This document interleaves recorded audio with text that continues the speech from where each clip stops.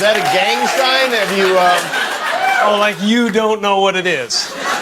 You don't know what that is. I have no idea. You don't know. Jimmy Fallon doesn't know. David Letterman doesn't know. We don't know. All the comics and show business don't know. Donald Trump thought he had silenced every critic, outmaneuvered every comedian, and outlasted every scandal. He was wrong, because what happened next, in studios, on canvases, and on late-night stages across America, didn't just embarrass him, it exposed him. The studio lights blazed hot and white, the kind that leave no shadows and forgive nothing. The audience packed every seat, shoulders forward, energy crackling. These weren't casual viewers settling in for laughs. They had come for something. They could feel it. That particular electricity that fills a room right before something that cannot be unsaid gets said. Cameras lined every angle of the stage. Nothing would escape. Every blink, every twitch, every involuntary pause, captured, preserved, and ready to be replayed for millions of people who weren't in the room but would feel, within hours, like they had been. Tonight, Donald Trump was the subject. Not the guest, not the host, the subject.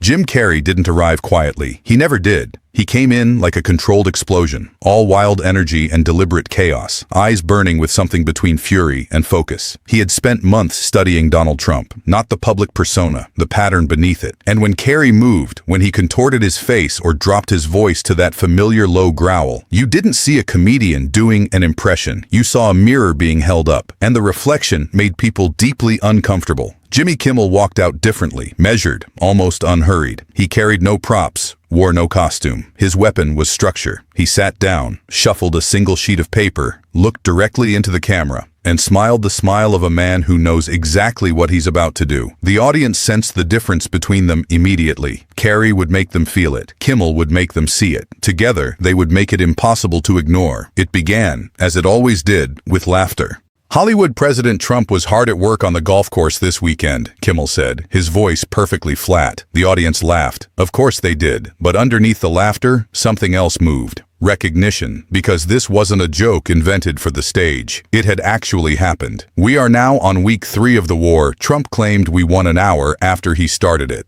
More laughter, louder this time, but with an edge. Operation Epsteino Distracto has now cost American taxpayers more than $16 billion. The laughter shifted. It was still laughter, but the kind that sits in your chest a little differently. The kind that makes you wonder halfway through whether you should be laughing at all. That was Kimmel's gift. He never had to invent the absurdity. Donald Trump supplied it. Kimmel simply organized it, placed it under a spotlight, and stepped back. The criticism surrounding Donald Trump, both men understood, had not emerged in isolation. It had built, slowly, deliberately, shaped by patterns that observers, journalists, artists, late-night hosts, felt were impossible to dismiss. Hostility toward immigrants, a loose and frequently documented relationship with the truth, visible self-interest, and the use of power in ways that reliably sparked outrage. These weren't new problems, Kimmel told his audience one night, leaning forward just slightly. They were familiar ones, old ones, wearing a new suit. For critics, the consistency was the point. Donald Trump didn't change. The specific incidents changed. The names of the countries changed. The details shifted. But the shape of the behavior, the pattern underneath, remained. And in that consistency, satirists found their material. Carrey understood something crucial. Exaggeration only lands when it reflects something real. His portrayals of Donald Trump were extreme. Yes, uncomfortable, provocative, sometimes difficult to watch, but they weren't random. They were grounded in behavior that millions of people had already witnessed. By pushing those behaviors to their outer edges, Carrey made them impossible to minimize. His goal was never subtlety. His goal was exposure.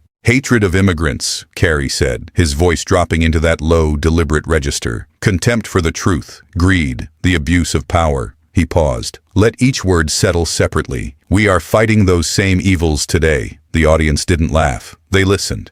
And we need to be clear. Another pause, longer this time. Shamelessness is not and will never be a superpower.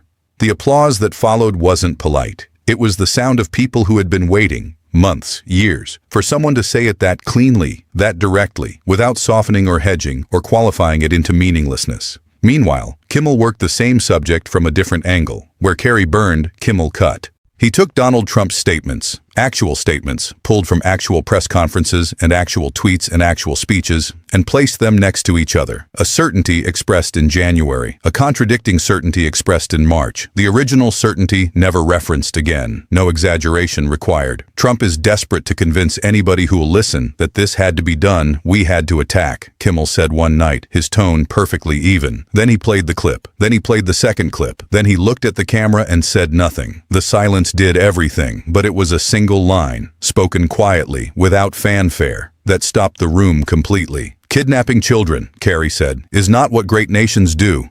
The audience erupted, not with laughter, with something far more raw, the sound of recognition finally spoken aloud by someone with the platform to make it heard. Kimmel returned to it differently, structurally, repeatedly. And more importantly, the lives of 13 U.S. service members. He listed them, not quickly, not as a rhetorical device, each name given the weight of a name. Donald Trump stood at that podium and told you this was necessary, that it was righteous, that the people who questioned it were the problem. He let the camera hold on his face. Almost half of America at this moment believes. He stopped, left the sentence unfinished, because the audience already knew how to end it, and because making them finish it themselves was more powerful than any punchline he could have written. The studio went silent, not the polished, produced silence of a scripted pause, real silence, the kind that descends when a room full of people simultaneously realizes that what they're watching isn't entertainment anymore. It's documentation. Donald Trump's name hung in that silence like smoke. The clip spread before the credits rolled. Millions of people who hadn't been in either studio watched both men, Carrey's paintings, Kimmel's monologues, and felt the cumulative weight of years of documented behavior pressing down into a single, unavoidable conclusion. The administration had always responded to criticism the same way, with more certainty. When statements contradicted earlier statements, new certainty was introduced. When promises went unkept, new promises were made. The cycle moved fast enough that individual moments could get lost in the noise. But that was the thing about Carrey and Kimmel. Neither of them let moments get lost. Carrey painted them, froze them, made them visceral and permanent. Kimmel cataloged them, sequenced them, showed them in relation to each other so the pattern became undeniable. Neither of them coordinated with the other. They didn't need to. Donald Trump's behavior was the coordination. The material aligned itself. It is the mark of something specific, Carrey had said once, when power is exercised without accountability and defended without shame. It is the mark of something the history books have a name for. He didn't say the name. He didn't have to. The stage lights dimmed, the microphones cut out, and the moment, across both studios, across years of monologues and paintings and pointed questions, settled into the record, not as drama, as evidence. If you watched all of this and felt something shift, that's not an accident. These weren't just jokes. These weren't just paintings. This was a record, built in real time, of what was said, what was done, and what too many people tried to convince you never happened. Hit subscribe, turn on notifications, leave a comment below, because this story is not finished, and the next chapter is already being written. Power always reveals itself. All you have to do is keep watching.